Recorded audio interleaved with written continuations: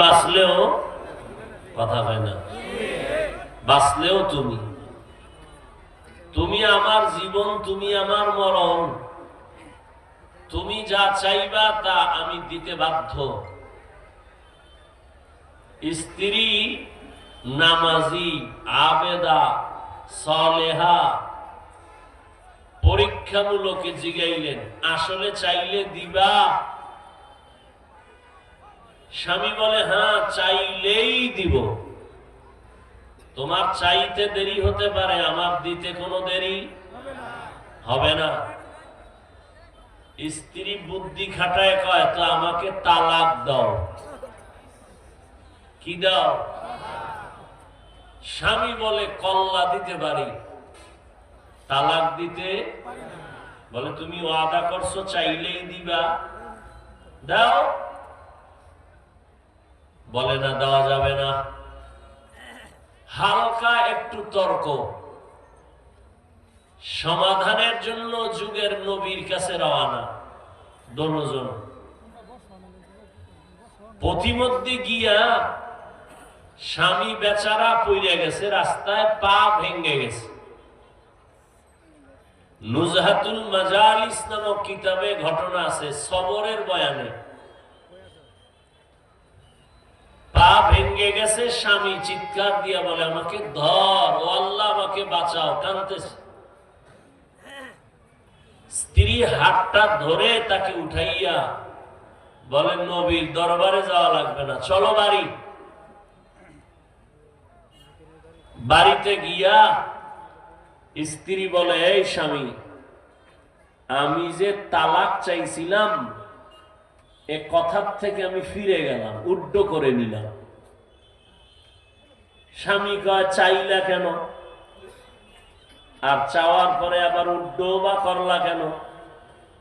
এবার স্ত্রী কয়, হে স্বামী আমার, তুমি কি নবীর হাদিস শোনো নাই? রহমতের নবী বলছেন, মান ইউরিদিল্লাহু বিহি খাইরান ইউসিব মিন, আল্লাহ যাকে বেশি ভালোবাসবেন তার উপরে আল্লাহ মুসিবত দিয়া পরীক্ষা নিবেন।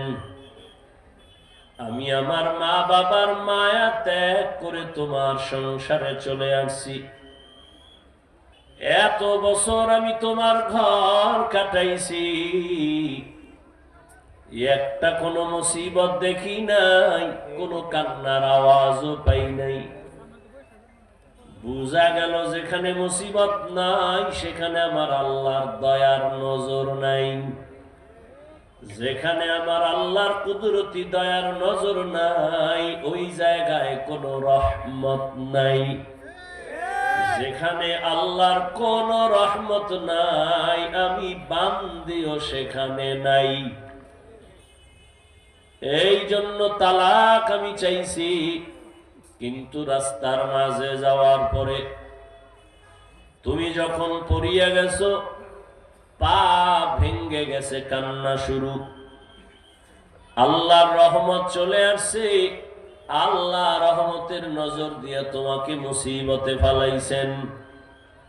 মুসিবত আসছে তো আল্লাহর রহমত আসছে, যেখানে আল্লাহর রহমত আছে আমিও সেখানে আছি। এই জন্য তালাক চাইয়া ফিরাই নিলাম। হাজার না 1 কোটির মধ্যে একজন মা কি এভাবে পাবেন?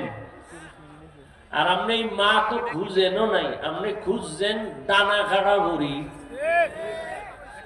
আর মোবাইলে যেই পরিমাণ আকাম করেন সারা রাত, দরওয়াজা জানালা বন্ধ করে, মাইয়া পোলার হক আদায়ের চিন্তা নাই, বউয়ের হক আদায়ের চিন্তা নাই, সারাটা রাত মোবাইলের হক আদায়ে কবিরা গুনাহ কবিরা গুনাহ কবিরা গুনাহ করে সারাটা রাত কাটান। মুহাম্মদের উম্মত না হইলে আপনি ঘুম থেকে উঠে দেখতেন আপনার চেহারাটা শুকর হয়ে গেছে। শুধু মুহাম্মদের উম্মত হওয়ার কারণে আপনাকে এখনো মানুষের মতো দেখা যায়, ভিতরটা আসলে আপনার মানুষের কায়দায় নাই, আপনার থেকে পশু ভালো। একটা কুত্তা ও বাচ্চার হক আদায় করে, একটা গরু বাচ্চার হক আদায় করে, আকাশের উড়ন্ত পাখি সারাদিন ঘুরা পেট বইরা বাচ্চার খানা নিয়ে বাসায় আসে। আশরাফুল মখলুক, তুমি এত খারাপ কেন? তোমার স্ত্রীর হকের চিন্তা করো না, সন্তানের হকের চিন্তা করো না। সারাটা রাত মোবাইল নিয়ে কবিরা গুনাহ করে কাটাইয়া নিজের চেহারাটা নষ্ট করে ফেললা, জীবন নষ্ট করে ফেললা, যৌবন নষ্ট করে দিলা। তোমার ভেতরে আর আছে কি? কিচ্ছু নাই, চোখের পাওয়ার নাই।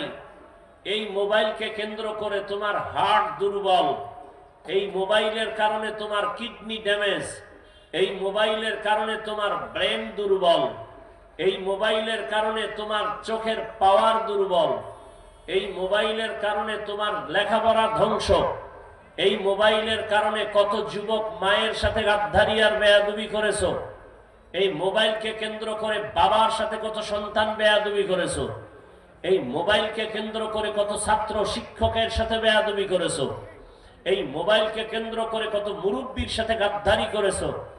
তোমার মধ্যে আছে বলতে কিছুই নেই, শুধু আত্মা আছে, রুহুটা আছে, ওটা চলে গেলে তুই শেষ। চরিত্র নাই, যৌবন নাই, জীবন নাই, লেখাপড়া নাই, আছে বলতে তোমার মধ্যে কিছুই নেই।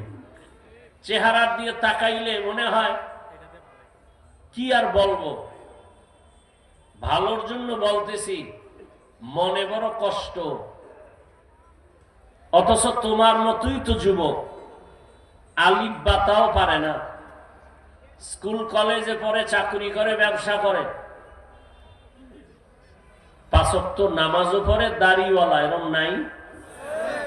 আর তোমাকে কি বয়ান করব? তোমার জন্য জীবনের এই একটা বয়ানই যথেষ্ট। ঘরের দরজা জানালা আটকাইয়া, এই যুবক, বাসায় গিয়া দরজা জানালা আটকাইয়া অন্ধকার করবি, বাতি জ্বালাবি না, নিজের পায়ের জুতাটা খুইলা কপালে বাড়ি মারবি, আর নিজেরে বলবি, এই কপাল পরা, তোর উপরে কার অভিশাপ লাগছে? তোর মতো যুবক স্কুলে পড়িয়া নামাজ পড়ে, তুই পারস না কেন? তোর মতো যুবক রাস্তায় গাড়ি চালায়, নামাজ পড়ে, তুই পারো না কেন? তোর মতো সন্তান জেনারেল লাইনে, র্যাব, আর্মি, পুলিশ, বিডিআরের চাকরি করে, doctor, professor, engineer, OC, DC SP নামাজ পড়ে, তুই পারো না কেন? জুতা দিয়া নিজের কপালে নিজেরে বাইরা, আর কোনো বয়ানের দরকার নাই তোর জন্য। আল্লাহ যদি কপাল না খুলে, আমি হাফিজুর রহমানকে, স্বয়ং রসুলের বয়ানও কপাল খুলে না। যে নবীকে এক নজর দেখলে জাহান্নামের আগুন হারাম, যেই রসুলকে এক নজর মোহাব্বতের দিকে তাকাইলে জান্নাত ওয়াজিব, যেই রসুলের দিকে মোহাব্বতের নজরে তাকাইলে ক্ষুধা থাকে না, সেই নবীকে একদিন না 13 বছর সামনে বসে দেখছে, নবীর মজার বয়ান শুনছে, কপালে কালেমা জুটে নেই। এত বড় পৃথিবীর নিকৃষ্ট বেঈমানের নাম কি জানেন? জানেন না?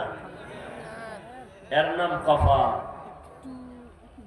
আর 27 বছরের যুবক তরবারি নিয়ে যায় নবীকে জবাই করতে, নবীজির সামনে গিয়া তরবারি ফালায় বলে, ইয়া রাসূলুল্লাহ, আমার কল্লা কাইটা দেন, তবে আগে কালেমার রশি লাগায় দেন।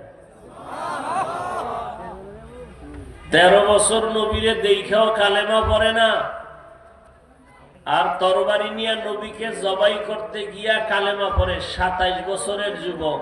এর নাম কপাল। আজকে বয়ান, এত মানুষ এখানে, এরপরও এর থেকেও বেশি মানুষ দোকানে পাঠে, আড্ডা দেয়, গল্প করে, আসছে ওয়াজে, কিন্তু বেহেশতের বাগানে ঢুকতে পারে না, কপাল।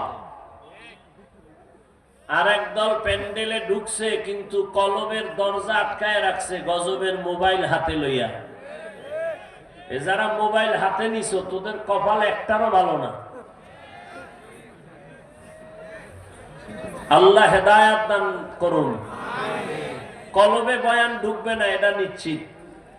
আমি আর বেশি কিছু বললাম না, আর আমরা না বললেও বা কে বলবে? তুমি মোবাইল হাতে নিছো কেন? এই প্রশ্নের একটা জবাব সঠিকভাবে এই মাঠে কেউ দেওয়ার শক্তি রাখে না। যদি অতি চালাক দুই একটা থাকে, ও হয়তো বলবে, হুজুর আপনি বুঝেন না আপনারে কতটা ভালোবাসি, এই জন্য রেকর্ড করি, ছবি উঠাই।